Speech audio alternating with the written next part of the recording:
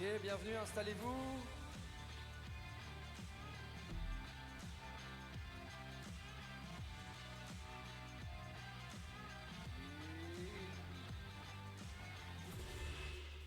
Ok, belle transition, bienvenue à tous. Bienvenue à l'église EVL. On est heureux de se retrouver ce matin. Est-ce que vous êtes contents d'être là ce matin? Amen. Ok, ceux qui peuvent, on se lève ensemble et on chante notre Dieu qui est miséricordieux. Alléluia.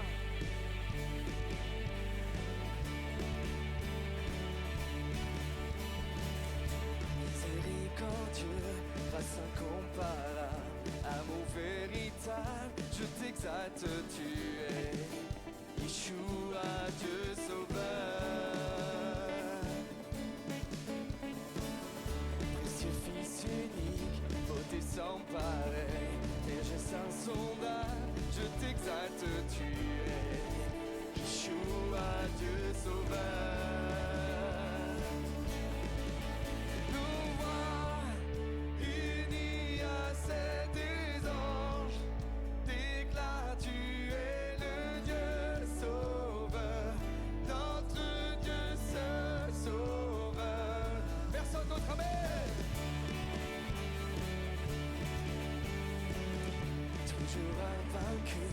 Héros triomphant, puissance absolue, je t'exalte, tu es Yeshua, Dieu sauveur. Nos voix, unies à celles des anges, déclarent tu es le Dieu sauveur, notre Dieu seul sauveur. Ton peuple, unis à tous les anges, déclare tu es le Dieu, oh, le Dieu sauveur. Amen.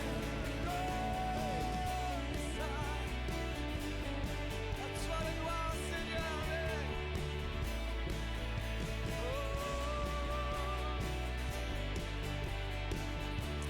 Dis-lui, je suis à toi.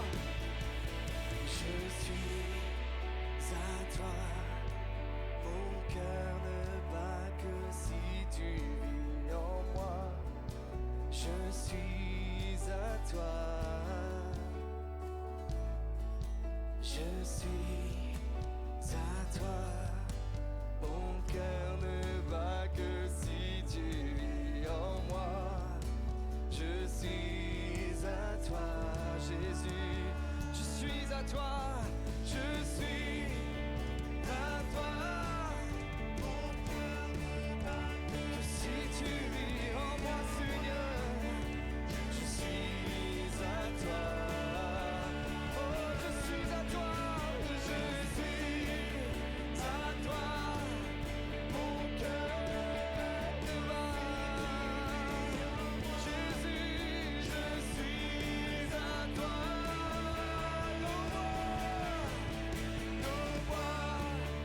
Unis à celles des anges, déclare tu es le Dieu sauveur, notre Dieu seul. Ton peuple, uni à tous les anges, déclare tu es le Dieu sauveur, notre Dieu seul.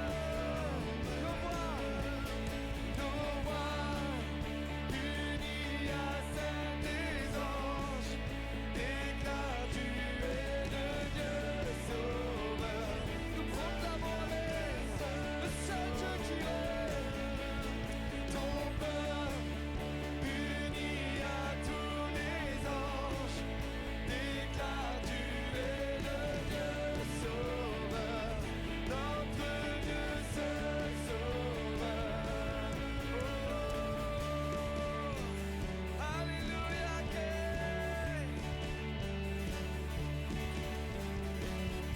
amen.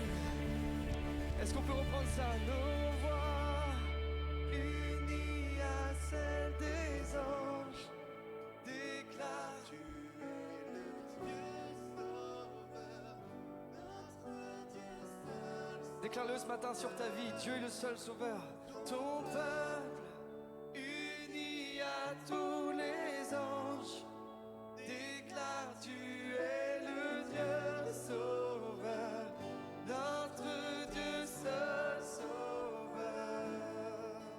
Nos voix unies à celles des anges déclarent tu es le Dieu sauveur, notre Dieu seul sauveur.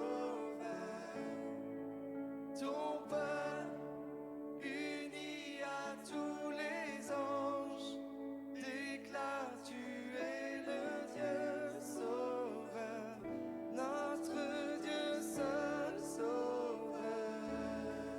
Oh, Alléluia, Alléluia. Le Dieu d'éternité est dans ce lieu, amen. Le roi de gloire est dans ce lieu, alléluia.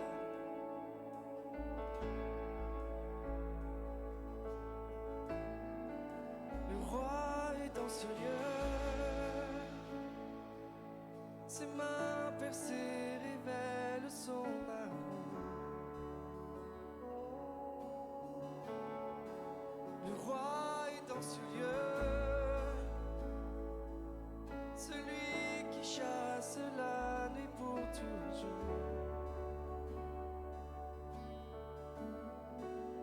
Qui est ce roi?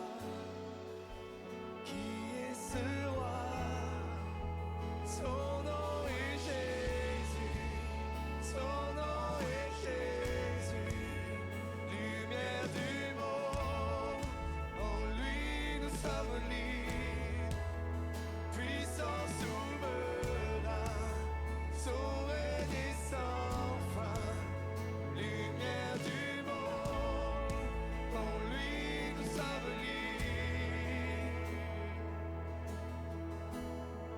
Le Sauveur est dans ce lieu. Attendons-nous à vivre des miracles. Oh, le Sauveur est dans ce lieu. Aucun salut en dehors de sa grâce. En son nom seul, nous avons la victoire. Amen. Son nom est Jésus. Son nom est Jésus. Lumière du monde. En lui nous sommes libres. Puissant souverain. Son règne est sans fin. Lumière du monde. En lui nous sommes libres. En lui nous sommes libres. Oh, aucun amour n'est plus puissant. Oh, aucun amour n'est plus puissant. Mort pour donner la vie, ressuscité triomphant. Aucun roi n'est comme lui, et toute autorité à jamais lui est soumise, victorieux couronné. Aucun roi n'est comme, déclare-le, déclare-le. Oh, donner la vie, ressuscité triomphant. Aucun homme n'est comme lui, et toute autorité, et toute autorité. Oh, victorieux couronné.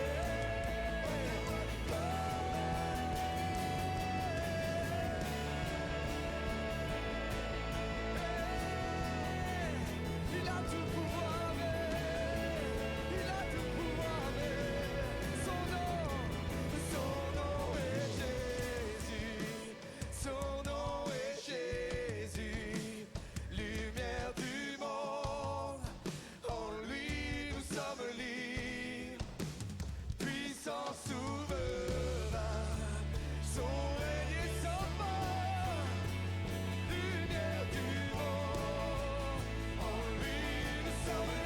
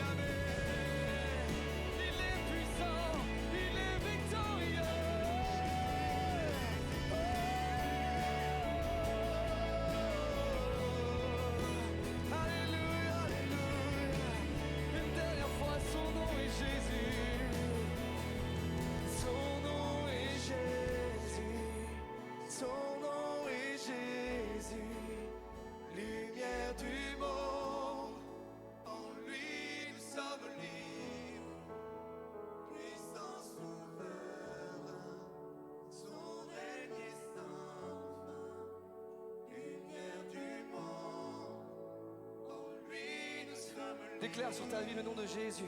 Son nom est Jésus, le seul nom qui délivre, amen. Son nom est Jésus, Le seul nom qui rend libre. lumière du monde. En lui nous sommes libres, La vraie liberté, amen. puissant souverain. Son règne est sans fin, lumière du monde. En lui nous sommes libres. En lui nous sommes libres. Oh, de toute addiction. Oh, de toute chair. Alléluia. Alléluia. Alléluia.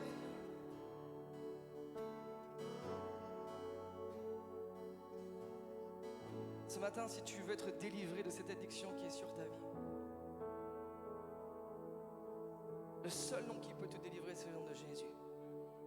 On le proclame chaque dimanche. Mais c'est un choix. Et c'est spirituel. Si tu choisis de faire confiance à Jésus pour qu'il te délivre de cette addiction qui est dans ta vie, il va le faire. C'est pas juste physique, c'est spirituel. Et il n'y a que le nom de Jésus qui peut sauver et délivrer. Il l'a fait pour tellement de gens ici. De différentes addictions, différentes choses. Il peut le faire pour toi aussi. Parce que la grâce de Dieu, elle est toujours là. Et le chant qui vient là dit que j'ai trop longtemps porté un fardeau bien caché. Parce que parfois, on a un masque, on paraît être bien, puis à l'intérieur, on est brisé. Mais Dieu, lui, le voit. Dieu, il te voit ce matin. Et contrairement aux hommes, Dieu ne te juge pas, jamais. Dieu, lui, t'accueille. Aussi bas que tu puisses être tombé, Dieu t'accueille. Les bras ouverts. Comme le père du fils prodigue, lorsqu'il est revenu, il est tout sale. Il avait dilapidé l'argent. Et Dieu, son père l'a accueilli dans ses bras. Il lui a redonné sa position de fils. Dieu veut te redonner ta position de fils et de fille ce matin même. Alléluia.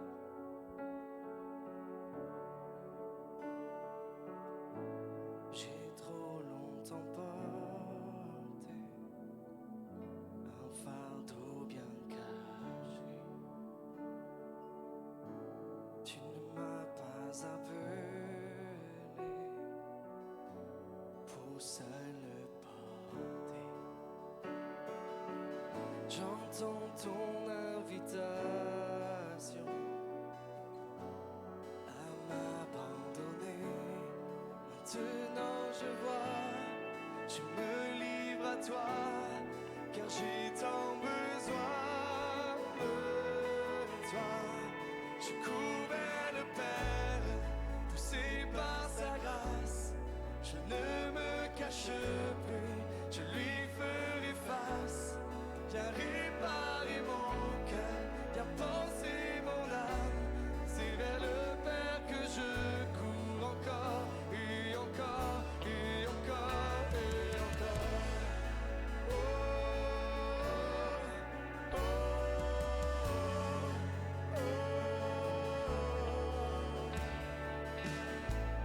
Tu vois ma condition, tu as un plan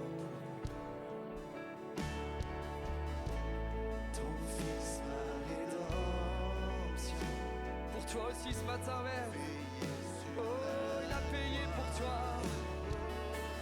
Je n'ai pas d'explication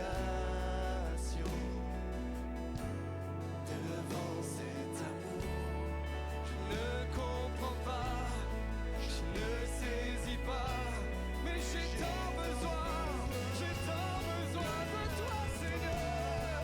Je cours vers le Père, poussé par sa grâce. Je ne me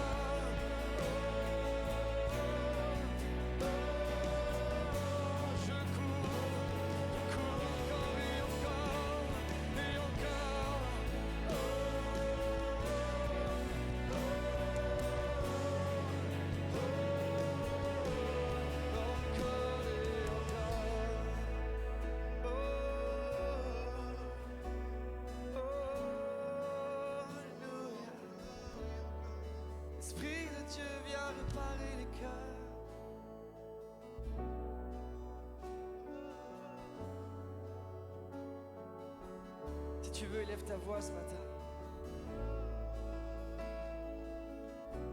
Si tu veux dire à ton Dieu ce qui te fait souffrir, élève ta voix ce matin.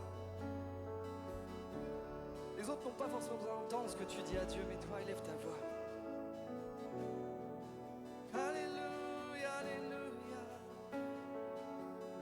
Si tu n'as qu'un cœur brisé à porter ce matin, apporte-le. Si tu n'as qu'une vie brisée à apporter ce matin à Dieu, apporte-lui. Ce qu'il veut, c'est tout de toi. Il veut te prendre dans ses bras. Alléluia, Alléluia.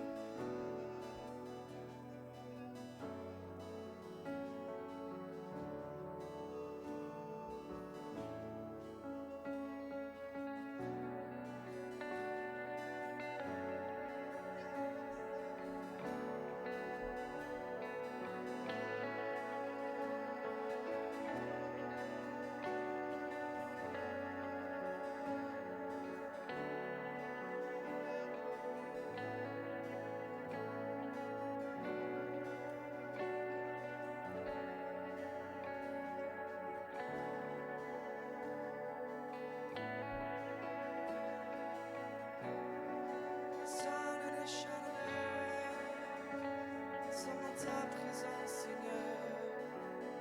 Sommes dans ta présence, Jésus. Le roi est dans ce lieu. Apportons la louange, le fruit de nos lèvres qui confesse son nom.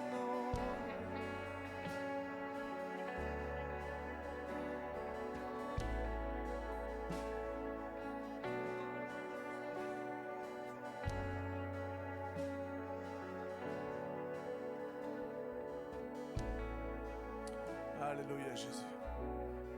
Juste, on vient de me partager une pensée et Sylvie, si tu veux venir donner cette pensée, parce que l'Esprit de Dieu, alors que j'étais là et j'étais en train de penser à un message qu'il faudrait que j'apporte, c'est affermis-le. Est-ce que tu es affermi? Et là, Sylvie vient me donner une pensée qu'elle a sur le cœur et juste vous la partager parce que l'Esprit de Dieu veut parler ce matin. Pendant le chant, j'ai eu l'image de la tour Eiffel. Et la tour Eiffel, c'est vraiment quelque chose de très grand, de majestueux. Et en fait, on peut la voir de très loin. Et ce qu'on voit, les gens en général, ce qu'ils regardent, c'est le haut de la tour Eiffel. Mais le Seigneur m'a mis sur le cœur que si la tour Eiffel, elle tient, en fait, c'est grâce à ses piliers. Et Dieu, je pense, veut souligner ce matin que l'importance de notre vie, elle est sur nos fondements en fait, les fondements qu'on base sur le Père, sur le Fils, sur le Saint-Esprit. Et vraiment, Dieu veut vraiment nous encourager à nous plonger davantage dans la Bible, dans son enseignement, dans justement toute la Trinité pour que les fondements de notre vie soient vraiment forts, vraiment bien solides, pour que quand la tempête arrive, quand on est balancé par les soucis de la vie, si on veut que notre vie tienne debout et aussi qu'on ait l'image aussi de cette tour Eiffel qui est droite, hein, elle reste ferme par rapport à tous les intempéries qui peuvent se passer. Et l'essentiel, c'est les fondements. Et le Seigneur vraiment nous met à cœur de nous plonger davantage dans ses fondements, dans sa grâce, dans la Bible, pour pouvoir vraiment être consolidé, être fort et pouvoir rester debout pendant la tempête et vraiment s'ancrer profondément, et que notre vie soit vraiment comme les piliers de la tour Eiffel. Elle bouge pas, quoi, alors que c'est très haut. Et le Seigneur nous encourage en nous disant que si notre base, elle est forte, profonde, bien ancrée, le vent pourra souffler, on restera debout et on aura cette image aussi aux autres que malgré les tempêtes et les difficultés, on est debout. Et les gens peuvent avoir cette image de nous de loin, ballottés mais debout.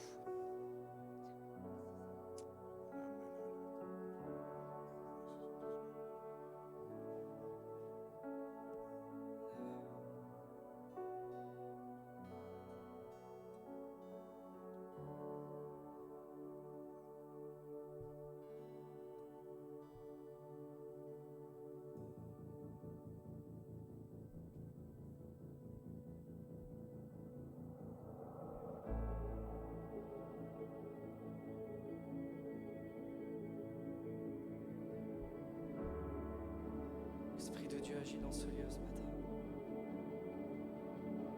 Saint-Esprit, prend toute la place ce matin. Que l'atmosphère change ce matin. L'atmosphère de ta vie va changer ce matin, Amen.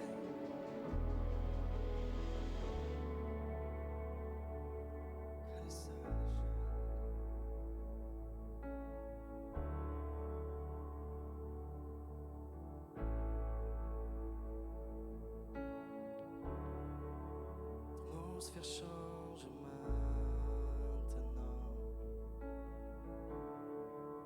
car l'Esprit du Seigneur est là.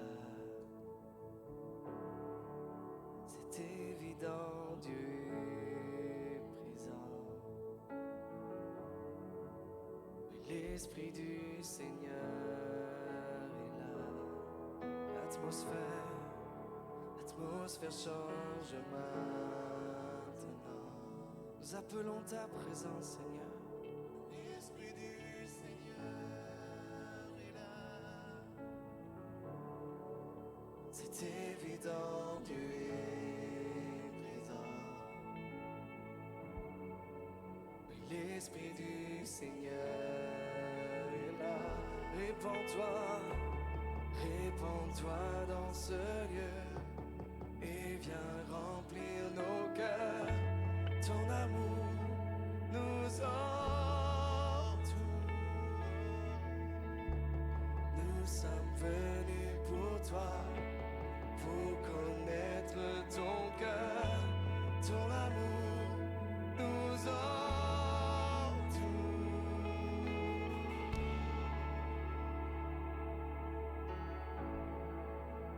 L'atmosphère, man. L'atmosphère change maintenant, car l'Esprit du Seigneur est là. C'est lui qui peut tout changer. Soyons sensibles à sa présence ce matin. L'Esprit du Seigneur, l'atmosphère change. L'atmosphère change maintenant. Laisse l'Esprit changer ton atmosphère ce matin. Il veut changer l'atmosphère de ta vie ce matin. Il veut faire fuir les ténèbres ce matin dans ta vie. Alléluia. Que le soleil de justice se lève dans ta vie. Amen. Répands-toi. Répands-toi dans ce lieu et viens remplir nos cœurs. Ton amour nous entoure, il t'entoure de ses bras. Nous sommes venus pour toi, pour connaître ton cœur. Ton amour nous entoure.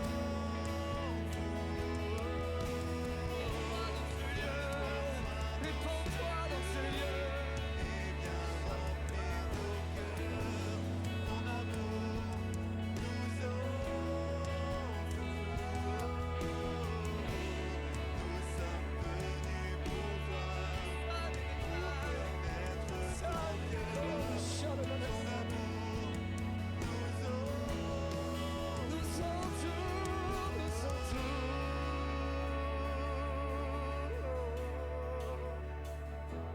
Son amour il t'entoure. Son amour il t'entoure.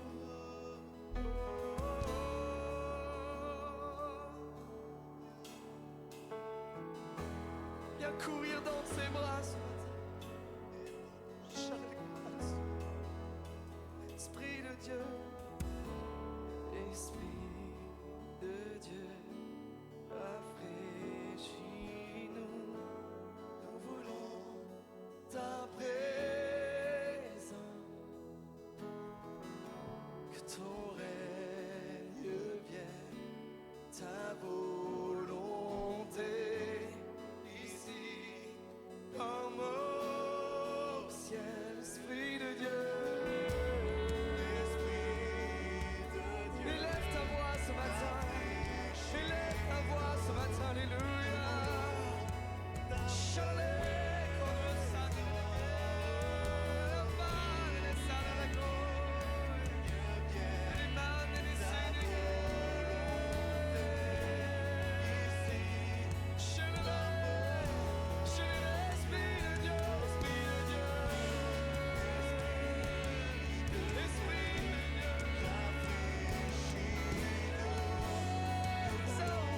de toi.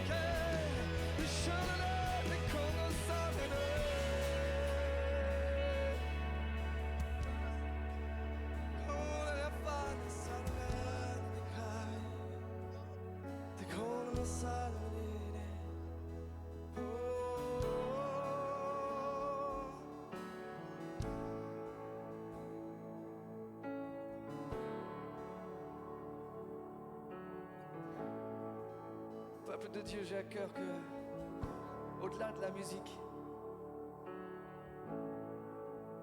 au-delà de la beauté de la musique, je sens vraiment que Dieu attend que nous élevions nos voix vers lui ce matin. Nous les musiciens là, on adore Dieu avec nos instruments là. Mais Dieu aussi voudrait que le peuple adore avec son instrument, sa voix. Alléluia. Est-ce que pendant que on reprend doucement cette musique-là, vous pouvez commencer à élever vos voix, ceux qui sont sauvés par Dieu ce matin, ceux qui ont besoin que Dieu les sauve ce matin. Est-ce qu'on peut commencer à élever nos voix dans ce lieu, avec nos propres mots, notre propre louange, celle qui vient du fond de nos cœurs, celle qui sort de nos entrailles. Là où il y a l'Esprit de Dieu, il y a la liberté. Amen. Peuple de Dieu, prends ta place. Que les chants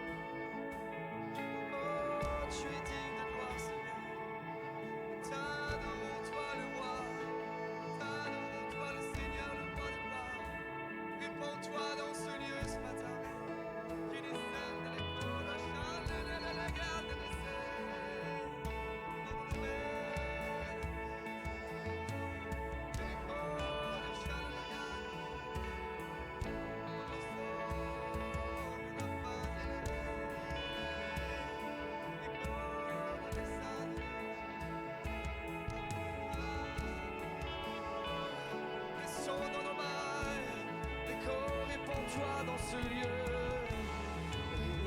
répands-toi dans ce lieu et viens remplir mon cœur.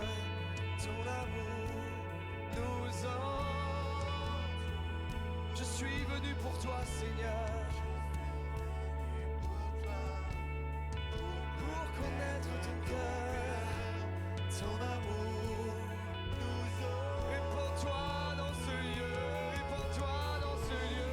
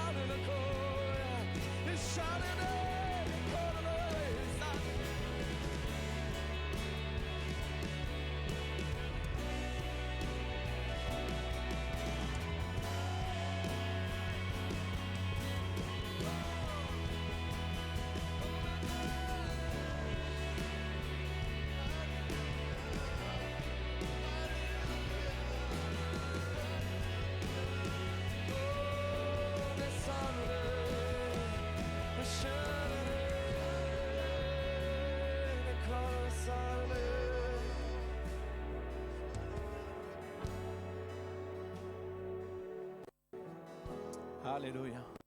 Quelle parole merveilleuse. Que ton règne vienne ici comme au ciel. Alors que le pays est à feu, à sang, et on ne veut pas faire de politique, on veut pas parler, mais on veut prier pour notre pays. Nous croyons que Dieu est au-dessus de tout. Nous croyons que même s'il y a des choses qui nous dépassent, tout ce que nous voyons dans les médias en ce moment, des choses qui sont tellement folles.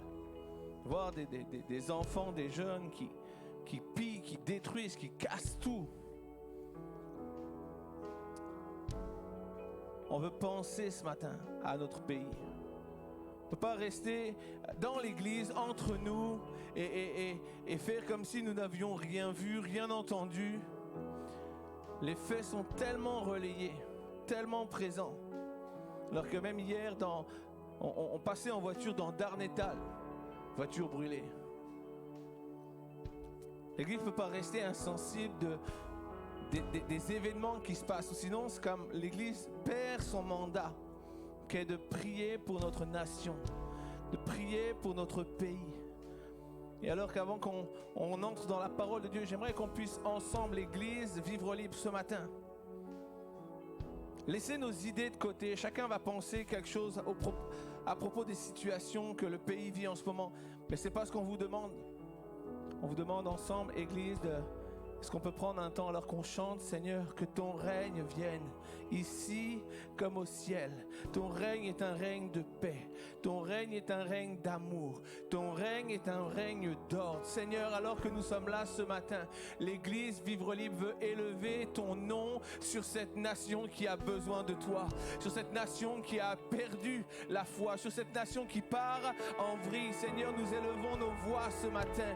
Et l'Église avec moi, est-ce que tu peux à ta place commencer à prier pour notre pays, commencer à prier pour le gouvernement, commencer à prier pour les gens qui subissent, pour les gens qui ont tout perdu, commencer à prier pour les gens qui cassent, commencer à prier pour les autorités, commencer à prier pour les forces de l'ordre, commencer à prier pour chaque personne qui peut-être ne sait pas pourquoi, mais il a cette envie de casser, de détruire. Nous prions pour notre pays ce matin, nous proclamons la majesté de Jésus. Seigneur, tu es le prince de la paix, nous appelons la paix sur notre pays. Seigneur, nous croyons qu'au-delà de l'armée, au-delà de la police, au-delà de tout ce qui peut prendre place au milieu de nous, Seigneur, nous croyons que tu es le prince de la paix et nous invoquons ton nom Jésus sur notre pays. Seigneur, tu dis dans ta parole que si nous nous humilions, si nous nous repentons, si nous prions, alors tu guériras le pays. Seigneur, tu connais les maux, les douleurs dont souffre notre pays. Seigneur, nous prions ce matin pour la France, nous prions pour les quartiers embrasés,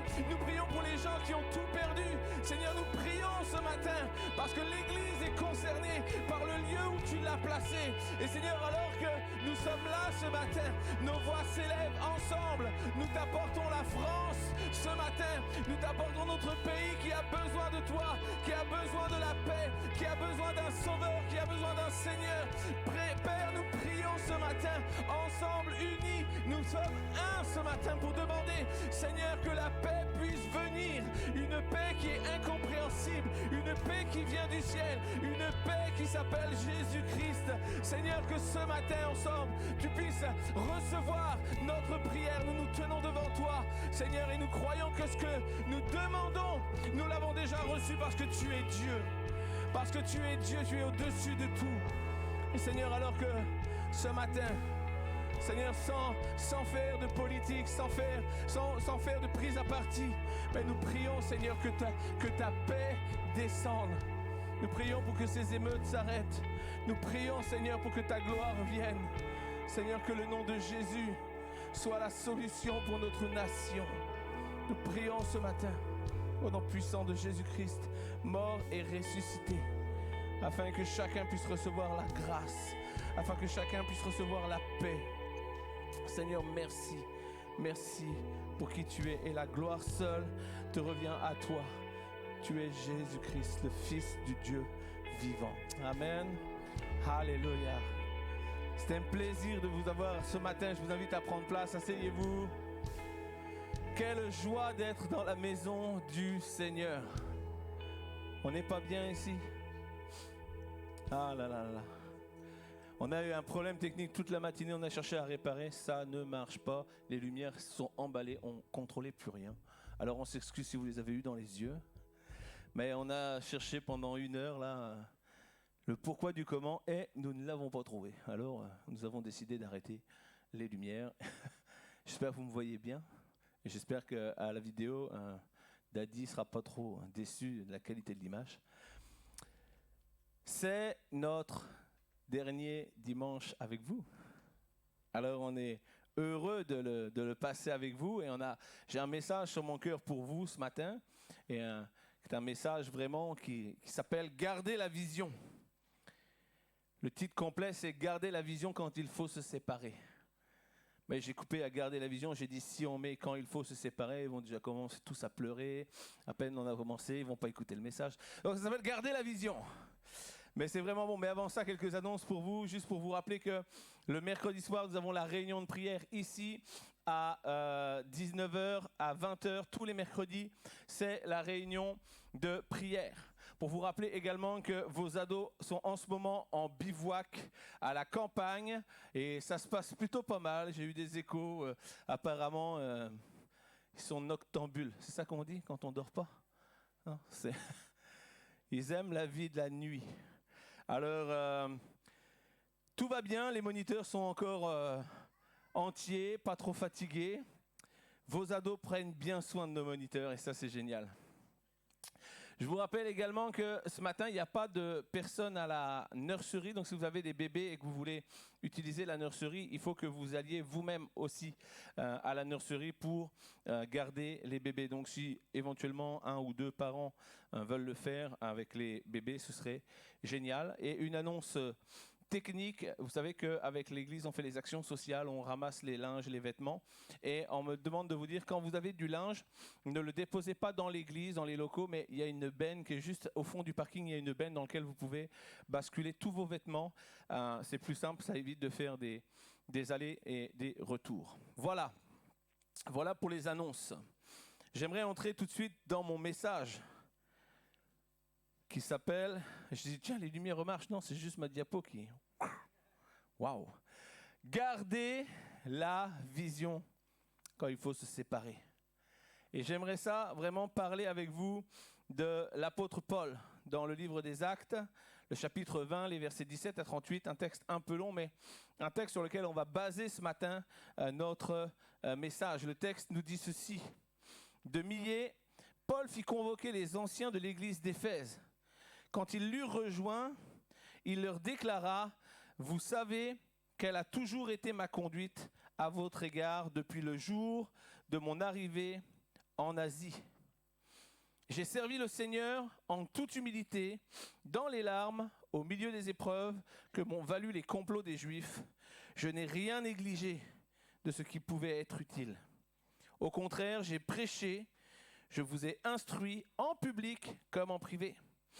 Mon témoignage appelait et les Juifs et les Grecs à se convertir à Dieu et à croire en notre Seigneur Jésus.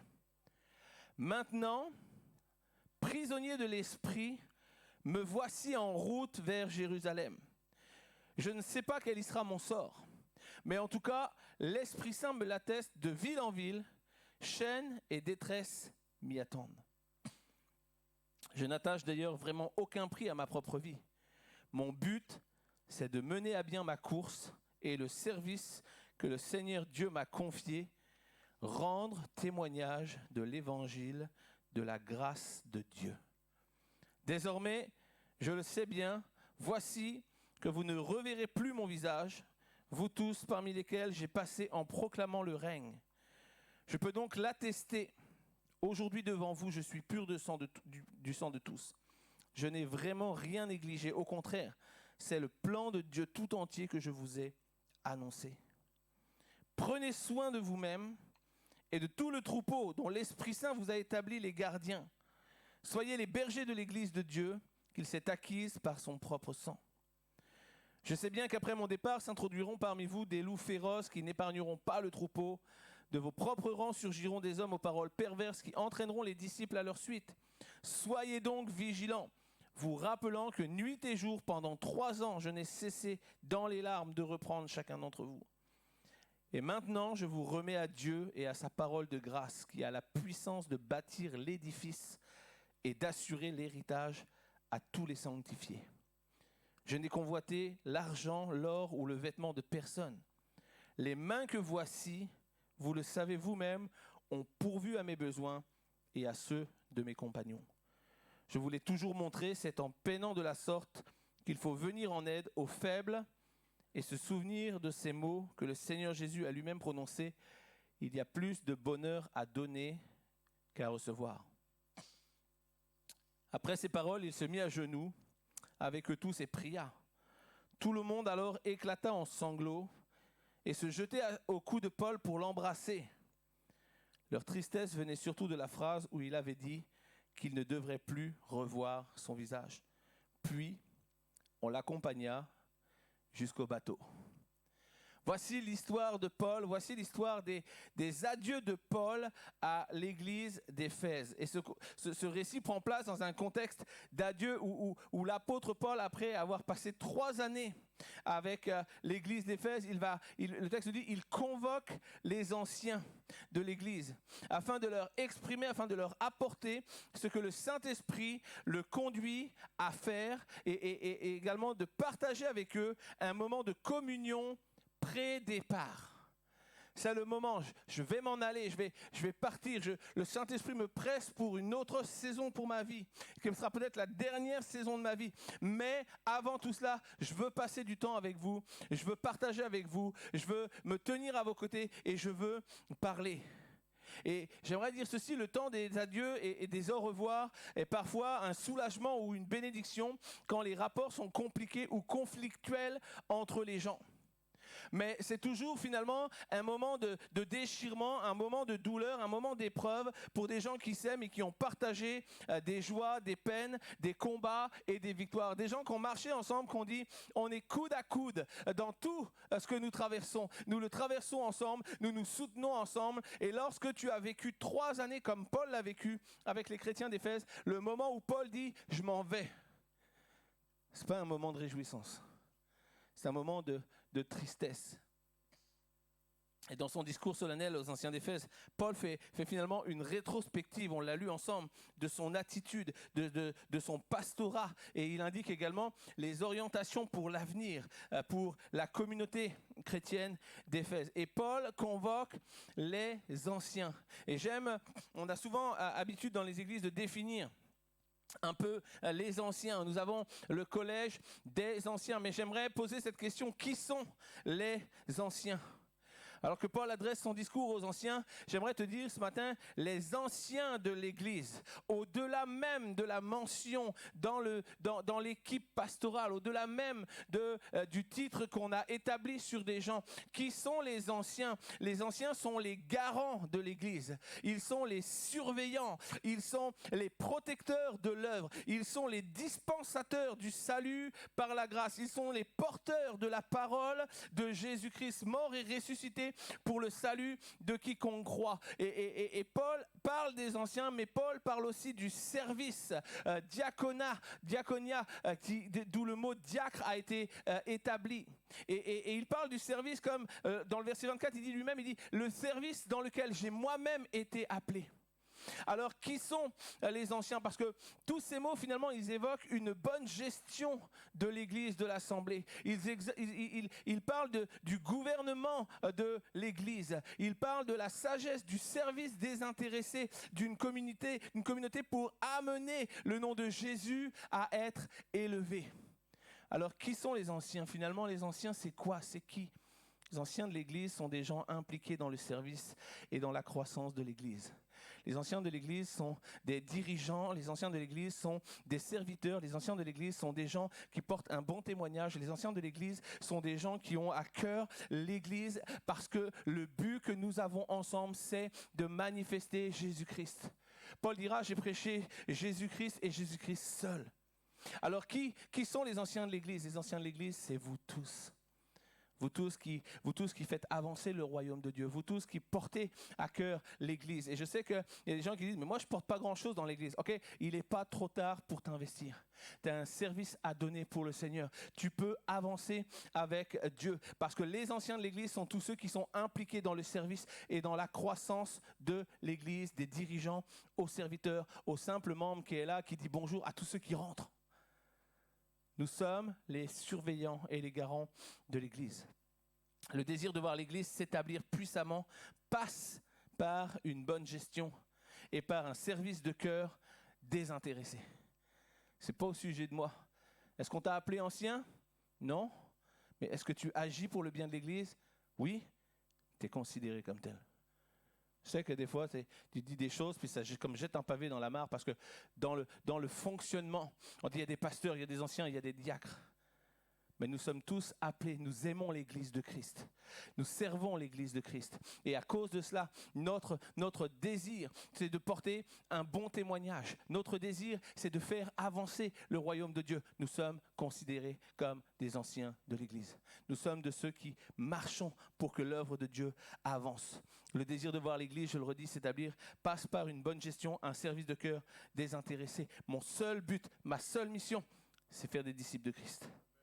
Ma seule volonté, c'est partager la bonne nouvelle de Christ. Mon seul moyen, c'est le Saint-Esprit qui convainc. Ce n'est même pas au sujet de moi. Je ne peux rien, mais je peux tout par celui qui me fortifie. Paul le déclara et c'est une réalité. Le seul moyen que nous avons, c'est le Saint-Esprit qui convainc. Paul rappelle aux anciens sa conduite passée afin de transmettre la passion qui anime son cœur. Et mon désir ce matin, c'est que tu puisses, à l'écoute de ce message, retrouver ta passion, découvrir une passion, mais avoir ce désir de dire, je veux être de ceux qui sont considérés comme les anciens de l'Église. Je veux être de ceux qui veillent l'Église. Je veux être de ceux qui protègent l'Église. Je veux être de ceux qui prient pour l'Église. Je veux être de ceux qui bâtissent l'Église. Je veux être de ceux qui portent un bon témoignage. Je veux être de ceux qui invitent dans l'Église. Je veux être de ceux qui annoncent Jésus-Christ mort et ressuscité pour le salut de quiconque croit, parce que c'est ça l'Église. Ça l'Église. Le bâtiment n'est rien, et si le bâtiment nous était enlevé, nous pourrions continuer à nous réunir sur des trottoirs, dans les rues, dans les lieux publics. Simplement pourquoi? Parce que nous sommes l'Église. Nous sommes les anciens de l'Église. Nous sommes les garants du développement et de la croissance de l'Église que nous sommes. Paul dit, j'ai annoncé l'Évangile sans aucune réserve. Aucune réserve. J'ai annoncé l'Évangile en public, comme dans les maisons. J'ai prêché la conversion à tout le monde, aux Juifs, aux Grecs, à tous, sans distinction. J'aimerais te dire ce matin que nous avons besoin de prendre conscience que le message que Paul laisse aux Éphésiens est un message d'actualité pour nous aujourd'hui. Et que Paul ne t'appelle pas à prêcher l'évangile et d'amener à la conversion les Juifs et les Grecs, mais il appelle à amener à la conversion les Juifs, les Grecs, les Allemands, les Suédois, les Blancs, les Noirs, les Chinois. Tout le monde doit entendre parler de Jésus-Christ et Jésus-Christ mort et ressuscité. C'est le rôle de l'Église, c'est la mission de l'Église. Et Paul dit, ne me laissez pas penser que je peux partir et que dans ma tête, l'ennemi va venir me troubler parce qu'il y a des doutes que vous n'accomplirez pas la mission pour laquelle j'ai travaillé. Paul est là et Paul dit simplement, je veux vous annoncer qui j'ai été, ce que j'ai fait, afin que vous fassiez la même chose. J'ai annoncé l'évangile sans réserve, j'ai prêché en public, j'ai prêché à tout le monde. La mission l'a éprouvé, la mission l'a étiré, la mission l'a secoué, la mission l'a blessé, la mission l'a brisé, la mission l'a laissé parfois à terre, mais il s'est toujours relevé. Pourquoi? Parce qu'il marchait par l'Esprit. Il marchait par l'Esprit. Et nous avons besoin de marcher comme Paul. Nous avons besoin de ne plus laisser nos corps, nos sentiments, nos émotions diriger notre service pour Dieu. Mais nous avons besoin de laisser l'Esprit de Dieu nous conduire. J'aimerais te dire ceci. Comment est-ce que Paul pouvait faire ceci? Comment est-ce que Paul pouvait, malgré les coups, malgré les blessures, malgré les fois où il a été laissé pour mort, comment est-ce que Paul pouvait remonter, revenir et dire « Je continuerai à annoncer celui qui a sauvé ma vie » à cause de sa condition, à cause de sa conviction et à cause de sa condition. La conviction de qui tu sers te met en condition pour accomplir le service dans lequel il t'appelle. Je le redis, la conviction de qui tu sers, la connaissance, l'assurance de savoir qui est celui que tu sers. Elle t'amène dans une condition qui va te faire traverser toutes les tempêtes, toutes les difficultés, toutes les souffrances, toutes les oppositions, parce que l'Esprit de Dieu marche avec toi. Je voudrais te dire ce matin, mon deuxième point, c'est que l'état et la condition de Paul, c'est que Paul se décrivait, Paul l'écrit, il se dit, je suis prisonnier de l'Esprit. Il dit pas simplement, je marche avec l'Esprit. On s'entend que si tu marches avec quelqu'un, à un moment donné dans ta vie, tu peux décider de prendre un chemin différent. Mais Paul dit, justement, moi je n'ai jamais voulu autre chose que Christ et Christ ressuscité. C'est ça que j'ai prêché, c'est ça que je vis. Et je me déclare comme le prisonnier de Christ. Et comme je sais que beaucoup, vous n'avez pas beaucoup vu au fil des années Christelle sur l'estrade, j'ai invité Christelle à me rejoindre juste pour faire une démonstration. Elle s'y attendait pas, elle ne le savait pas. Elle est tellement contente de montrer sa face en public. Mais j'aimerais te dire ceci ce matin. Lorsque Paul dit « Je suis prisonnier de l'Esprit », j'aimerais te dire ceci, prisonnier de l'Esprit,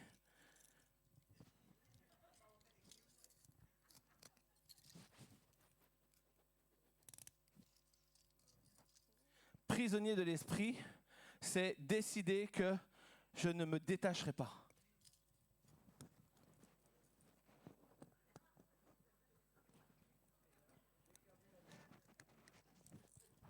Prisonnier de l'Esprit, c'est pas je peux décider d'aller ailleurs. C'est je choisis de m'attacher à l'Esprit. L'Esprit, c'est moi, vous avez compris? Elle a choisi de s'attacher à l'Esprit. Et Paul dit ceci, il dit, je suis prisonnier de l'Esprit. Dans son discours, et plusieurs reprises, il va mentionner, il va dire, l'Esprit me conduit. Je suis prisonnier de l'Esprit. Et quand tu es prisonnier de l'Esprit, c'est plus toi qui conduis ta vie, c'est l'Esprit qui te conduit.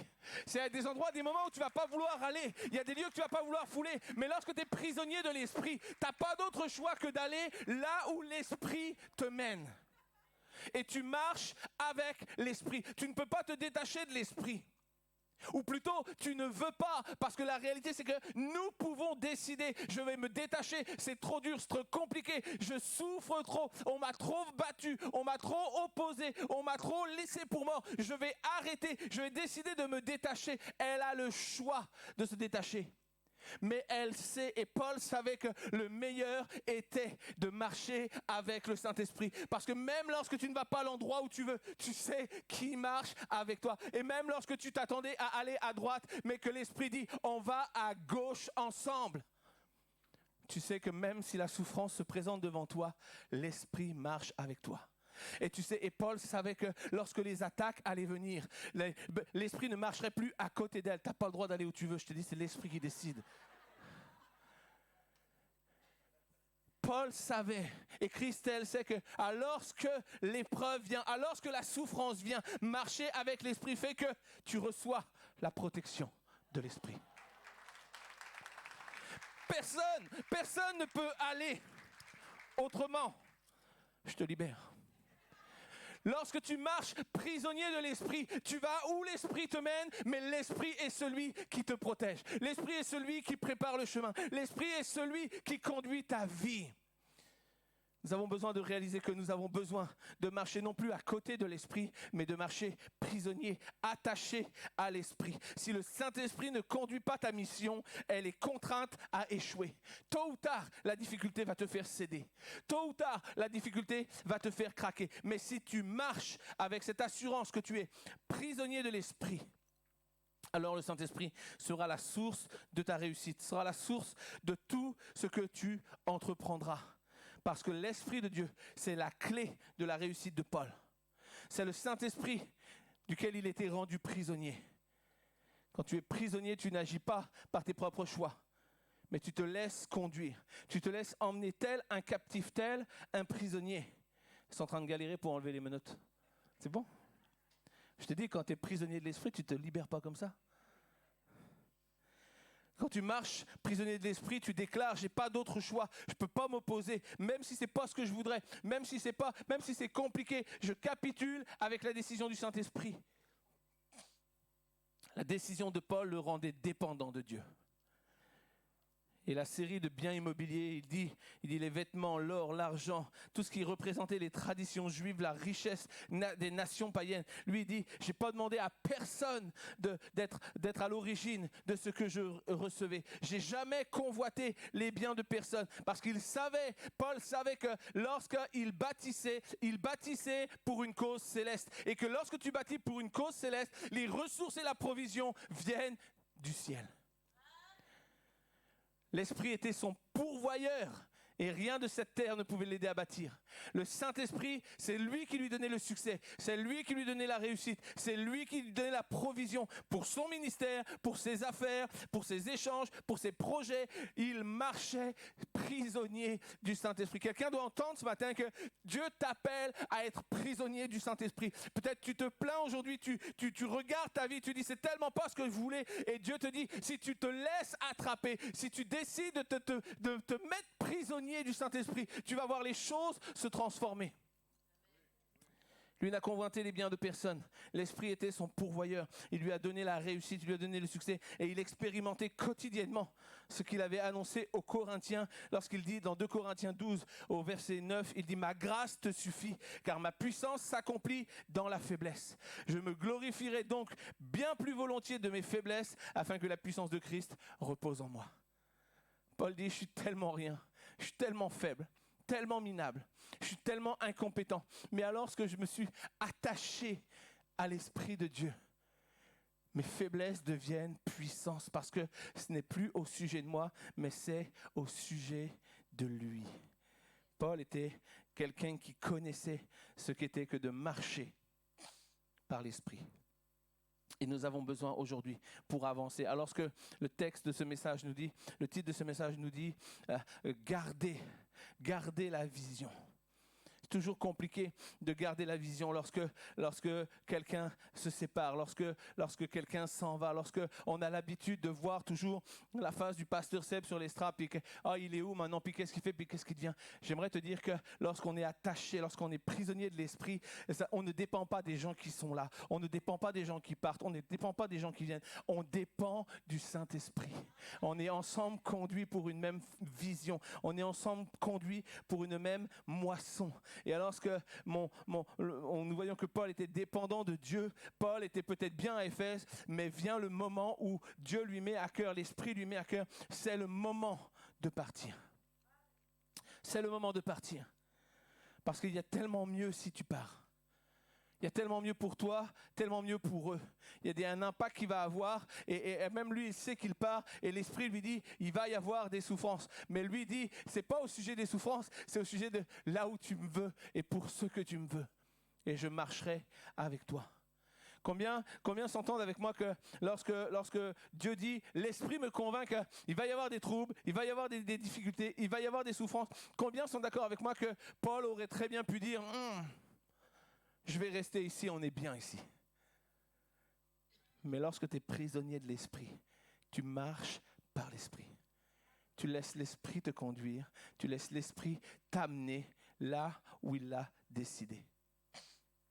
Et les adieux de Paul, c'est le discours de Paul qui s'achève sur une scène qui est pleine d'émotions, un discours d'adieu définitif. Lui déclare ceci, Paul, il dit, c'est le moment pour moi de partir. Je veux m'assurer que vous avez compris le plan de Dieu pour Éphèse. Je veux m'assurer que vous avez compris ce à quoi Dieu vous appelle. Je veux m'assurer que vous avez compris que la grâce, c'est tout ce que nous avons et c'est tout ce que nous distribuons. Et alors lorsqu'il est là dans son discours d'adieu, lui c'est définitif, il dit, voici que vous ne reverrez plus mon visage. Ça devait être mon titre normalement. Puis je me suis dit, si j'écris ça, ils vont croire que je ne vais pas revenir. Voici, vous ne reverrez plus mon visage. C'est le moment de la séparation. Et le texte nous dit que tout le monde éclata en sanglots, se jetait à son cou pour l'embrasser. Leur tristesse venait de la phrase qu'il avait dit, qu'il ne devrait plus revoir son visage. J'aimerais dire à quelqu'un ce matin, ne t'inquiète pas, la bonne nouvelle pour toi, c'est que peut-être une mauvaise nouvelle pour toi, c'est que nous allons revenir. Que nous reviendrons conduits par l'Esprit, nous reviendrons parce que Paul était destiné à mourir. Je ne crois pas que Dieu m'appelle à aller mourir au Québec. Je crois que Dieu m'appelle au Québec, mais on va revenir, on va vous visiter, on va passer du temps ensemble. Dieu ne nous appelle pas à mourir au Québec, mais Dieu nous appelle à quitter l'Église pour la laisser entrer dans sa destinée et pour voir les ministères se lever. C'est compliqué des fois, et ça devait être compliqué pour l'apôtre Paul de savoir que, alors que tout le monde l'aimait, alors que Paul était probablement bien, que Dieu l'appelle dans une nouvelle saison, et en plus, c'est une saison de souffrance. Mais accepter la direction du Saint-Esprit, c'est une transmission de l'Église pour accélérer la transmission de l'Évangile. C'est ça que je crois, c'est ça qui a été expérimenté alors que Paul s'en va, l'église d'Éphèse a œuvré, l'église d'Éphèse a continué à servir. Et je crois que pour nous également, accepter la direction du Saint-Esprit, c'est une transmission de l'église pour accélérer la transmission de l'évangile. Je crois dans une croissance comme l'église n'a jamais connue dans les années qui viennent. Je crois qu'au vu des éléments, je crois qu'au vu des événements, je crois qu'au vu du timing de Dieu, je crois qu'il va y avoir un empressement, un engouement des gens pour revenir à quelque chose de sincère et véritable. Et la seule chose sincère et véritable que le monde porte, c'est Jésus. La parole de Dieu, la parole incarnée. Et je crois vraiment que les gens vont commencer à venir à l'église parce que ne trouvant plus de solution, ne trouvant plus de compréhension, ils vont dire, nous avons besoin de quelque chose de plus. Et le plus en question s'appelle Jésus. Je vois que vous êtes hyper enthousiaste à cette idée. En tout cas, moi, ça m'a vraiment réjoui quand je l'ai écrit de savoir que Dieu est en train de faire quelque chose. Peut-être tu es là, tu penses, tu dis, mais les événements sont tellement fous. Où est Dieu là-dedans? Dieu n'est pas dedans, Dieu est au-dessus. Dieu regarde, Dieu sait ce qui se passe, Dieu sait pourquoi ça se passe. Rien n'arrive sans qu'il l'ait permis. Rien. Mais la seule chose que tu dois savoir, c'est que aucun mal ne t'atteindra. Parce qu'il marche avec toi. Enfin, nous voulons accepter la direction du Saint-Esprit, transmettre l'Église à Manu, à Fanny, à l'équipe, pour accélérer la transmission de l'Évangile. Et ma question pour toi ce matin, veux-tu être participant de cette œuvre?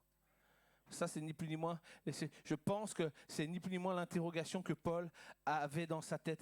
Et c'est la question qu'il posait aux anciens. Lorsque je vais être parti, est-ce que vous pouvez m'assurer que l'œuvre va continuer? Est-ce que vous pouvez m'assurer que l'œuvre ne va pas être déformée? C'est pourquoi il les met en garde. Il dit, il y a des loups qui vont venir. Alors que quelquefois, le berger s'en va, il y a les loups qui viennent. Il y a les loups qui veulent dévorer. Il y a les loups qui veulent détruire. Il dit même, il y a des gens qui vont se lever au milieu de vous pour commencer à dire, regarde, j'ai une bonne parole pour vous, et puis c'est tellement bon que viens avec nous, on va monter notre groupe, ok? Fait que moi je crois que l'église Vivre Libre est une église unie, que l'église Vivre Libre, depuis qu'on est pasteur avec Manu, on n'a pas connu de division, et je crois que le fait de partir, le fait de transmettre l'église va pas être un moyen de division, mais va être un moyen de croissance. Je le crois. Je crois qu'il va y avoir la croissance dans ce lieu. Je crois que ça va être puissant. Veux-tu être participant de cette œuvre? Parce que si tu veux être participant de cette œuvre, tu dois entrer dans l'ultime action de Paul pour les Éphésiens. Et l'ultime action de Paul pour les Éphésiens, le texte nous dit au verset 32 qu'il est remis à la parole.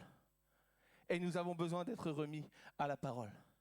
Notez que Paul ne dit pas aux responsables de l'Église prenez soin de prêcher la parole. Non, il dit je les confie à la parole de Dieu, au pouvoir de la parole, parce que c'est la parole qui construit l'Église. C'est la révélation de la parole qui construit l'Église. La parole incarnée, c'est Jésus, c'est lui qui bâtit l'Église. Nous sommes des ouvriers. Mais le chef de chantier s'appelle Jésus. Et Paul dit ceci, il dit, je les confie à la parole, au pouvoir de la parole. Parce que la parole est l'agent du développement de l'Église et non l'inverse. L'Église ne développe pas la parole, mais la parole développe l'Église. Lorsque tu t'appuies sur la parole, lorsque tu vis sur la parole. Et c'est pourquoi Paul dira ceci, dit, moi je les confie au pouvoir de la parole. L'activité de la parole, elle est première. C'est d'elle que dépend la croissance de l'Église. Et c'est exactement ça. C'est la parole, elle est créatrice. La parole, elle est ce qui nous conduit. Le psaume 119 déclare, ta parole est une lampe à mes pieds, une lumière sur mon sentier. Et lorsque tu t'accroches à la parole, lorsque tu es remis à la parole, lorsque tu vis selon la parole, alors tu fais vivre l'Église. Vous pouvez porter la parole aux autres uniquement si vous êtes porté par la parole. Tu ne peux pas porter la parole si tu n'es pas porté par la parole. Si la parole n'est pas dans ton cœur, il ne s'agit pas juste d'ouvrir la Bible et de citer la Bible. Non, non, c'est plus puissant, plus profond que ça. Et lorsque Paul dit « je vous confie au pouvoir de la parole », il y a la parole écrite, mais il y a la parole incarnée, c'est Jésus-Christ. C'est comme si Paul disait « je vous confie au pouvoir de Christ, lequel va vous convaincre de péché, de justice, de jugement, lequel va vous amener à comprendre le plan, l'organisation, les décisions. Je vous confie au pouvoir de la parole afin que vous puissiez prêcher la parole. » Ça signifie quoi être remis à la parole ? Ça signifie qu'on met notre foi dans la parole de Dieu et plus dans nous-mêmes. Et pas dans d'autres réalités, pas dans d'autres fictions, pas dans des fables ou des contes. Non, non, nous bâtissons nos vies sur la parole de Dieu et rien d'autre. Ça signifie quoi? Ça signifie que chaque matin, chaque jour, on va comme des serviteurs fidèles, on va se rendre dans la parole, on va écouter la parole, on va ouvrir nos oreilles, ouvrir nos yeux à la parole, comme des vrais disciples. Tu ne peux pas connaître Dieu, tu ne peux pas connaître Christ si tu ne le cherches pas dans la parole. Le recevoir est un fait, le connaître en est un autre. Je peux recevoir quelqu'un chez moi n'importe quand, et jamais le connaître. Mais lorsque je commence à m'intéresser à lui, lorsque je commence à discuter avec lui, lorsque je commence à parler avec lui, et c'est ce que la parole nous appelle à faire, à rendre nos oreilles attentives, à écouter la parole, afin d'être des vrais disciples. Le livre d'Ésaïe, le chapitre 50, nous dit ceci au verset 4 et 5, il dit « Le Seigneur l'Éternel m'a donné une langue exercée pour que je sache soutenir par la parole celui qui est abattu. » Comment je vais soutenir celui qui est abattu? Par la parole.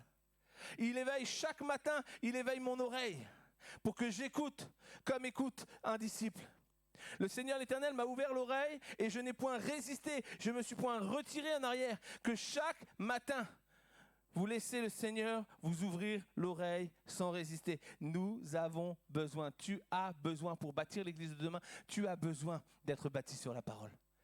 Tu as besoin d'être soumis à la puissance de la parole. Qu'est-ce que ça veut dire, être remis à la parole? Ça veut dire qu'on ne se prédispose plus dans notre vie pour passer du temps durant la journée. On veut pas simplement faire nos actions, nos activités. On veut passer du temps dans la parole.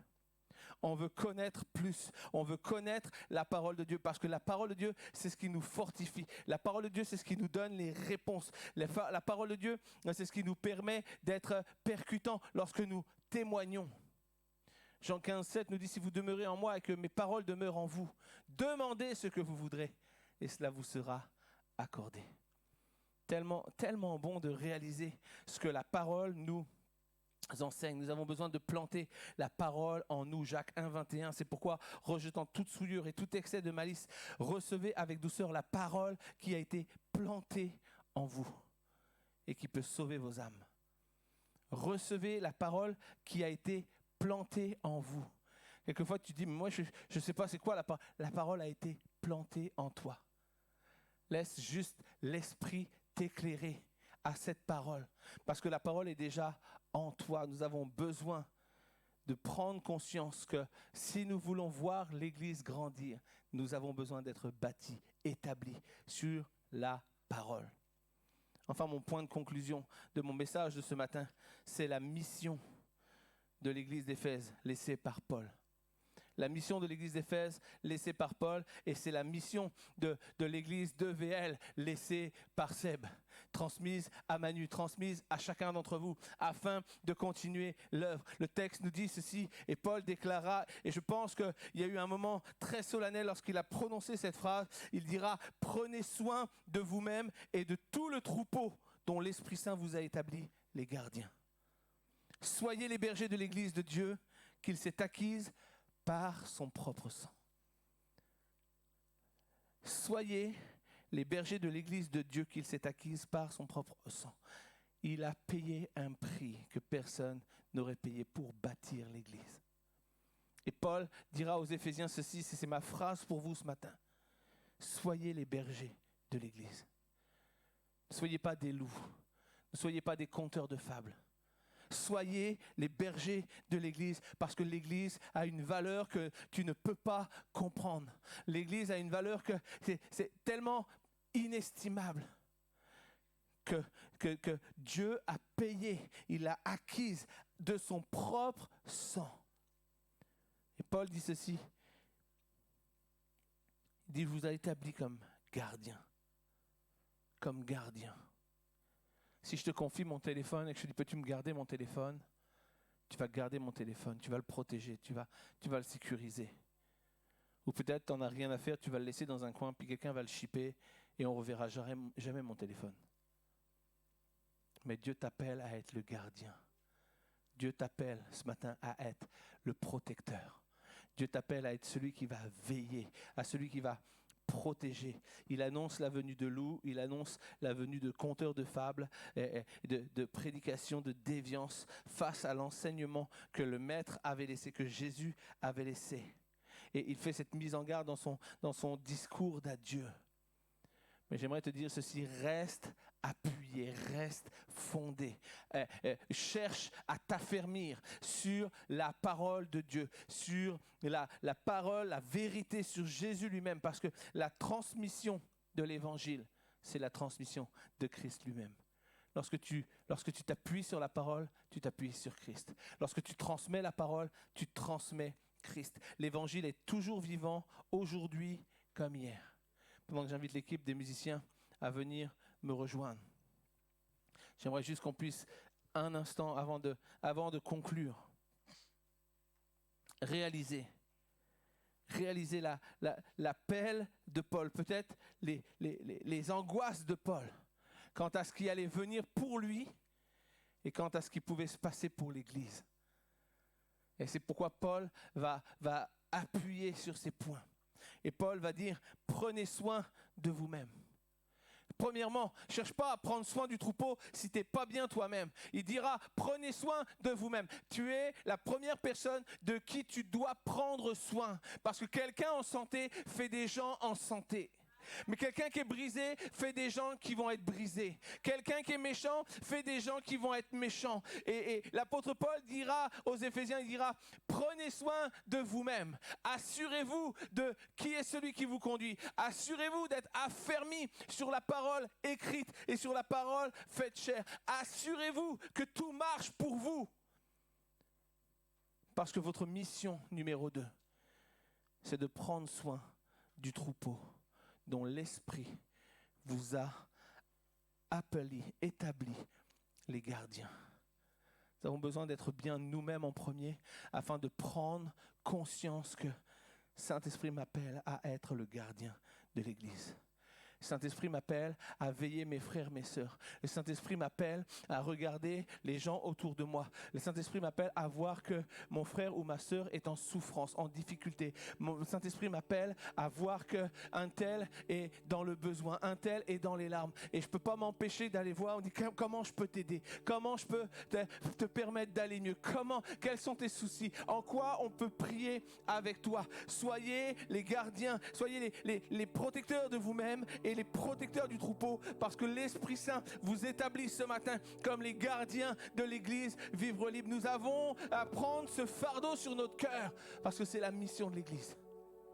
C'est la mission de l'Église. Notre génération est actrice aujourd'hui de la transmission de l'Évangile pour les générations à venir. Et on ne peut pas tricher. On ne peut pas changer, on peut pas édulcorer l'évangile pour dire il faut que ça plaise à tout le monde. Non, ça plaira ou ça plaira pas. Mais il y a un seul évangile, qui est l'évangile de Christ, une seule parole. Mais nous avons la responsabilité, nous en tant que chrétiens, en tant qu'Église, nous avons la responsabilité de définir, d'établir dans nos cœurs et de propager cette bonne nouvelle de l'évangile. L'inquiétude de Paul avant son départ, c'est de savoir est-ce que l'Église survivra. La parole nous montre que bien des fois Paul est passé, bien des fois Paul a établi des choses. Et alors qu'il partait, ça commençait à être le trouble, à tel point qu'il devait réécrire des lettres et des courriers en disant « Qu'est-ce que c'est que ces querelles? Qu'est-ce que c'est que ces combats? Vous êtes en train de détruire l'Église que Dieu s'est acquise de son propre sang. Vous êtes en train de crucifier Christ encore une fois. Alors que vous êtes dans les combats, dans les divisions, dans les disputes, dans les querelles.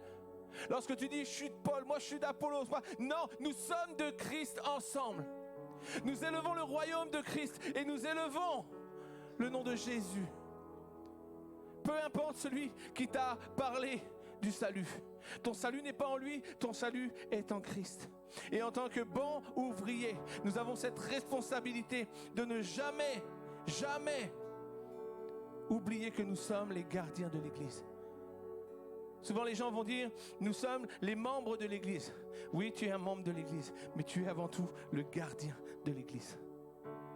Et de la même manière que Paul dira ceci, prenez soin de vous-même et du troupeau dont l'Esprit Saint vous a établi les gardiens. Pasteur Seb ce matin vous dit, mon cœur est dans la joie parce que je sais que vous allez prendre soin de vous-même, que vous allez prendre soin du troupeau, parce que vous avez cette assurance que Dieu vous établit les bergers de l'Église. Parce que l'Église a une valeur tellement importante pour lui. Est-ce que ce matin, alors qu'on est dans un culte où on va se dire au revoir, vous me reverrez mais pas tout de suite, est-ce qu'on peut ce matin décider, je vais me lever, l'Église est mon Église, l'œuvre de Dieu est mon œuvre, l'évangile de Christ est ma priorité. Je vais me lever ce matin. Je vais décider que je serai un gardien. Parce que peut-être tu n'avais pas conscience de ça avant ce message de ce matin. Mais depuis ma conversion jusqu'à aujourd'hui, 27 ans en arrière, je ne prêchais pas l'évangile. Je ne jouais pas de musique. J'étais juste un jeune homme qui venait à l'église. Mais de toutes ces années passées, du début de ma conversion, je me rappelle que chaque jour, je disais, Seigneur, garde-moi d'être un mauvais témoin. Et toutes mes amies, tous les gens que je connaissais, même les plus badass, même ceux qui faisaient des choses pires que moi, je leur parlais pour les amener à l'église. Parce que quand Jésus change ta vie, tu n'as qu'une envie, c'est de voir les gens que tu connais, voir leur vie transformée. Et j'avais cette assurance que tu ne peux pas être quelqu'un qui parle de l'église en mal parce que tu es le gardien de l'église. De la même manière que tu ne peux pas parler mal de tes enfants parce que tu es le gardien de tes enfants et que personne ne parlerait mal de ses enfants parce qu'on les aime, parce qu'on les chérit, parce que nos enfants, c'est toujours les meilleurs. Ce matin, Seigneur te dit, réalises-tu que tu es le gardien de l'Église? Lorsque dans le jardin, lorsque Caïn et Abel, il y a eu cette querelle, et que le frère a tué son frère, la réponse qu'il a donnée à Dieu, c'est « Suis-je le gardien de mon frère? Suis-je le gardien de mon frère ?» Connaissons les conséquences de ce qui a pris place. Suis-je le gardien de mon frère? L'Esprit, ce matin, te dit, tu es non seulement le gardien de ton frère, mais tu es le gardien de chaque personne qui, avec toi, est membre de l'Église. Parce que vous êtes mon corps, vous êtes ce que j'ai acquis au prix le plus fort. Alors ce matin, dans ce lieu, alors qu'on est là, est-ce qu'on peut voir des gens qui vont commencer à déclarer, Seigneur, je vais me lever. Seigneur, je tends les bras vers toi. Seigneur, c'est les bras ouverts que je veux répondre à cet appel. C'est les bras ouverts que je veux saisir la mission. Je veux être un gardien. Seigneur, je veux m'abandonner à toi. Seigneur, je veux être prisonnier avec toi. Je sais que c'est pas facile, je sais que c'est compliqué, je sais qu'il va y avoir des combats, mais Seigneur, rends-moi prisonnier de ton esprit afin que je marche avec toi, même quand je veux pas, même quand j'ai pas le moral, même quand j'ai pas la force, même quand j'ai plus le goût, même quand je pense que tout est fini, que tout est cuit. Seigneur, je veux être de ceux qui marchent attachés, prisonniers à l'esprit, comme menottés. Seigneur, et là où tu veux que j'aille, j'irai. Là où tu veux que je veille, je veillerai. Là où tu veux que je parle, je parlerai. Parce que Seigneur, c'est pas au sujet de moi, mais c'est au sujet de toi. On peut déclarer ensemble ce matin. Je me lève. Je me lève. Je me lève, Seigneur, ce matin. Je me lève pour répondre. Je me lève pour dire oui. Je me lève pour m'engager. Alléluia. Je me lève, Seigneur. Les bras ouverts, je m'abandonne Devant toi. toi qui as tout donné. Yes. Prosterné, Soumis. Je me soumets, Seigneur. à ta volonté. Je me soumets à ta volonté, Jésus. Je suis à toi. Yes. Élève ta voix ce matin, déclare. Je me lève. Les bras ouverts, je m'abandonne devant toi qui as tout donné, prosterné, soumis à ta volonté, Seigneur. Je suis à toi. Je me lève, les bras ouverts, je m'abandonne devant toi qui as tout donné, prosterné, soumis à ta volonté, Jésus. Je suis à toi. Je me lève, je me lève. Je me lève, Seigneur. les bras ouverts, je m'abandonne devant toi qui as tout donné, prosterné, soumis à ta volonté. Je suis à toi. Je me lève, les bras ouverts, je m'abandonne, Jésus. Toi qui as tout donné,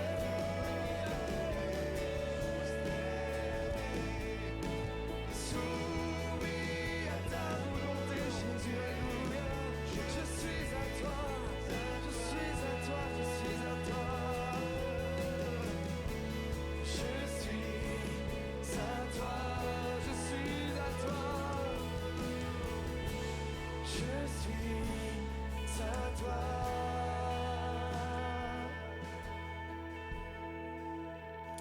Alléluia, Jésus.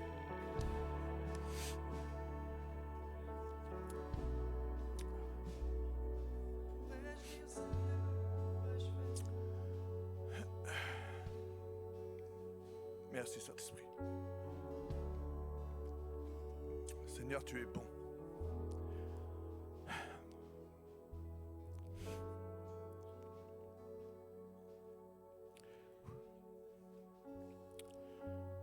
On ne comprend pas toujours les plans.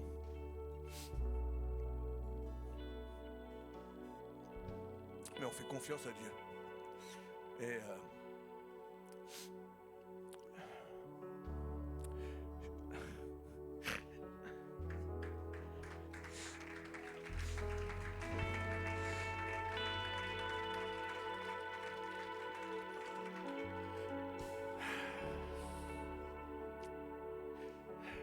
je vais vous inviter, c'est avec Christelle. À monter là, on va prier pour vous. Avec ma femme. Que je pleure pas tout seul. Ah, purée.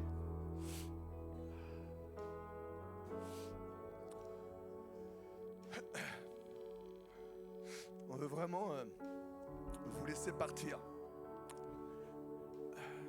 avec la bénédiction de l'Église. Mon cœur dirait non, mais mon esprit dit oui. Parce que je sais qu'il faut. Ils vont apprendre, continuer d'apprendre, et ils vont revenir. On va les voir, ils vont venir nous voir, et c'est quand même dur. Mais j'ai confiance en Dieu, et je sais que je sais que Seb et Christelle, ils vivent la parole de Dieu, ils vivent l'évangile.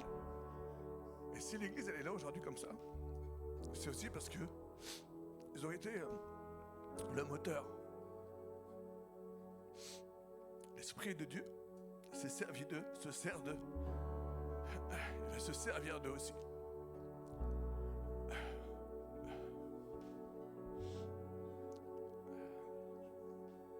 Ça fait plus de 20 ans.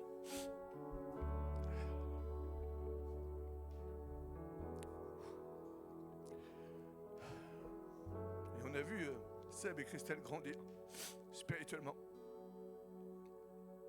J'ai vu Seb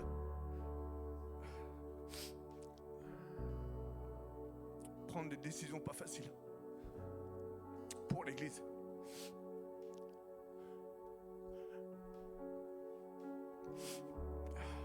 On a toujours été avec eux, derrière eux.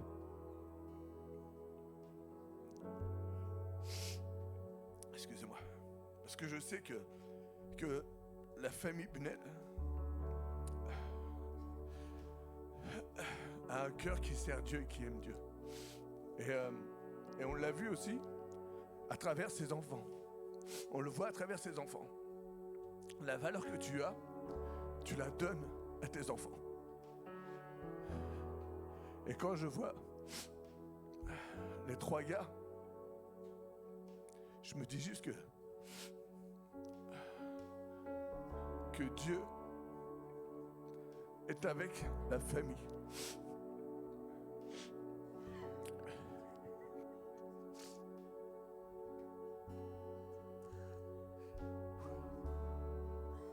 Et on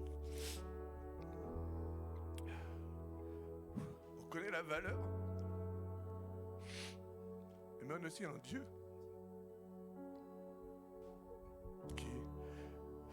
qui a créé une famille.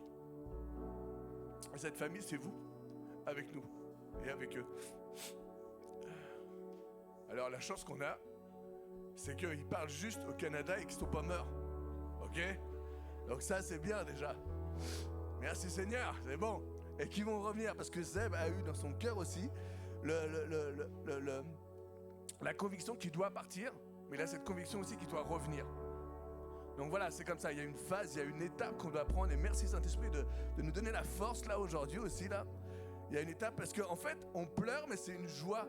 On pleure, mais c'est une joie, je pleure.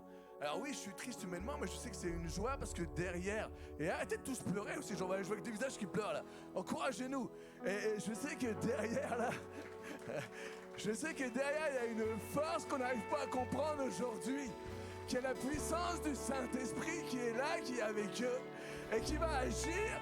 Et qu'à travers cette connexion, Catherine, elle avait eu à cœur cette vision où ça allait être un pont entre le Canada et nous. Et quand on m'a dit que Catherine avait eu cette image, moi j'ai dit mais c'est n'importe quoi. C'est n'importe quoi.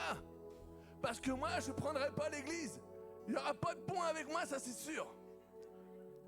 C'est sûr. Mais encore une fois, quand Dieu dit, Dieu fait. Et donc, je crois que si Dieu a mis dans le cœur de Seb et de Christelle de partir, dès le début, quand ils nous l'ont annoncé, ils nous ont dit tous les deux, ah, nous, on a la paix. Ah, nous, on a la paix. Eh bien, pas nous. Maintenant, on a la paix. Maintenant, on a la paix. On a la tristesse, on a la joie en même temps. C'est fou, mais c'est vrai. Parce que je me dis, au moins, je sais, quand j'irai au Canada, je sais que je pourrais aller dormir chez eux. Mais je sais combien Dieu est puissant et combien on fait confiance à notre Dieu et combien, Seigneur, on veut les laisser partir, Seigneur, et leur donner la bénédiction. L'Église Vivre Libre, Seigneur, les bénit. En ton nom, tu es le Dieu des dieux. Et Seigneur, je prie pour Seb, je prie pour Christelle, Seigneur, je prie pour Hugo, je prie pour Kéliane, je prie aussi pour Maxence qui reste, amen. Et Seigneur, tu es le Dieu Tout-Puissant. Et Seigneur, oui, nous prions afin que tu les accompagnes. Seigneur, nous prions afin qu'à travers eux, Seigneur, tu puisses ouvrir la mer en deux, qu'à travers eux, Seigneur, tu puisses, Seigneur, pleuvoir de bénédictions et Merci pour ce que tu vas leur apprendre, Seigneur. Et merci pour ce qu'ils vont revenir dans ta maison, dans ce lieu, sur cette terre et dans cette église. Nous glorifions Jésus ce matin. Oui, Seigneur, c'est une tristesse parce qu'on les aime. Mais Seigneur, c'est une joie aussi parce qu'on les aime. Et Seigneur, on veut les bénir. On veut les encourager. On veut même les pousser. Oh, Esprit de Dieu, c'est toi et toi seul qui décide de nos vies. Comme il a dit Seb, on est prisonnier de toi. On a ces chaînes. Et alors que tu l'emmènes, Seigneur, au Canada, bien sûr que son cœur est déchiré. Bien sûr qu'il y a un nouveau défi. Mais tu es celui qui relève les défis. Et ce matin, Papa, je te remercie pour cet homme et cette femme de valeur. Je te remercie pour ces enfants de valeur. Et merci pour ces années où j'ai pu passer à côté d'eux, avec eux, Seigneur. Et je sais aussi que c'est juste une petite séparation. Parce que tu m'as émis, Seigneur, cette vision, et je me rappelle qu'on était dans une église, c'était pas cette église-là. Et Seigneur, qu'il y a une femme qui était venue, et il y a une femme qui m'a donné un chèque qui a dit c'est pour l'église. Et alors que j'étais là, j'avais ce chèque qui était pour l'église. Il y a le pasteur Sam qui est venu, et je lui ai redonné parce que c'était lui le pasteur principal. Donc je sais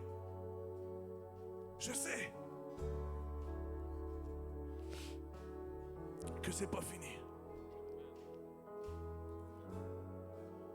Est-ce que l'Église peut juste étendre vos mains vers eux? Saint-Esprit, tu vois tous tes enfants qui sont là et qui les aiment. Tu vois ce qu'ils ont semé à travers toi. Tu vois cet amour, Seigneur, parce que c'est une famille. Parce qu'on vit l'Église, c'est pas simplement un dimanche matin, non. On vit l'Église, on est des frères et des sœurs en Jésus. Et Seigneur, là, on a ce couple qui, pour un temps, pour une saison, quitte un peu la maison. Mais toi, tous tes enfants qui étendent leurs mains vers eux, parce que Seigneur, on veut les bénir en ton nom. Et merci de les accompagner. Que toute la gloire te revienne, Saint-Esprit Jésus. Que toute la gloire te revienne, Père. Merci de continuer ton œuvre à travers eux. Que tout, Seigneur, que tout ce qu'ils font, tout ce qu'ils sont, soit l'empreinte de qui tu es. Que tout ce qu'ils sont, que tout ce qu'ils disent, Seigneur, ce soit de toi. Dans le nom de Jésus. Amen, amen, amen, amen. Merci, Saint-Esprit.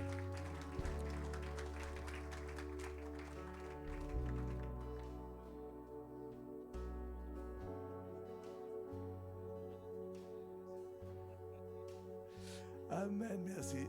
Excusez-moi, amen, merci Seigneur Jésus. Alors on a organisé, pour pas se dire au revoir comme ça, on a organisé un petit repas avec vous tous là. Et puis eux bien sûr. Donc on va préparer, s'il peut y avoir des mains pour nous aider à préparer et tout. Et excusez-moi, j'ai ma voix qui déraille là. Mais on va pas les laisser partir comme ça. On est tous d'accord, donc on va tous... et comme il disait Seb, voilà, ça va être le jour des au revoir. Là, on va s'embrasser, on va pleurer ensemble. Mais comme je vous disais, Dieu m'a donné cette vision pour l'Église. Dieu m'a donné un plan. Dieu m'a donné de reprendre l'Église, mais sous la présidence toujours du pasteur Seb. On aura un message une fois par mois de pasteur Seb, là, comme en présentiel. Il va peut-être même être plus beau, là, sur l'écran. Peut-être qu'on va voir qu'il y a des cheveux qui poussent s'il met un filtre. Peut-être même on va le voir avec des cheveux. Qui va prêcher une fois par semaine. Qui vont venir aussi. Nous on va aller aussi là-bas. Je vais avec mon épouse ou avec l'équipe là. On va aller aussi parce que c'est important de connecter et de travailler ensemble. Donc avec le Canada, avec nous. Et vraiment... il y aura toujours cette connexion et Catherine avait raison. Il y a ce pont qui se crée, qui se fait, qui a déjà été commencé et créé, mais là qui va être encore plus important entre l'église Nouvelle Vie là, et l'église EVL. Dieu est tout puissant. Dieu est tout puissant et je crois que l'église va se lever. Je crois que vous levez. Je crois qu'il y a des talents qui vont se lever. Parce que vous savez pourquoi? Parce qu'on a un amour sincère les uns pour les autres. Et c'est à ça qu'on reconnaîtra les disciples de Dieu. Et on a un amour sincère avec Jésus-Christ. Et ça, quand l'Esprit de Dieu voit cet amour sincère, il ne peut que œuvrer dans l'Église. C'est une vérité. Alors merci Saint-Esprit. Juste, on a mis les bannettes d'offrande. Si vous voulez soutenir l'Église, n'hésitez pas, on a besoin de vous. Vraiment, on a des équipes qui se lèvent. Je prie afin que les ministères se lèvent et aussi les ministères pour les travaux dans l'église. S'il y a des gens qui ont à cœur de se lever pour les travaux, venez me voir là. On va essayer de créer une équipe pour les travaux parce que vous savez qu'aujourd'hui, Pasteur Seb, il faisait tout. Hein. Vous savez qu'il faisait tout, le gars. Il portait vachement sur ses épaules et si vous avez bien regardé là, moi je suis pas Pasteur Seb. On n'a pas les mêmes épaules.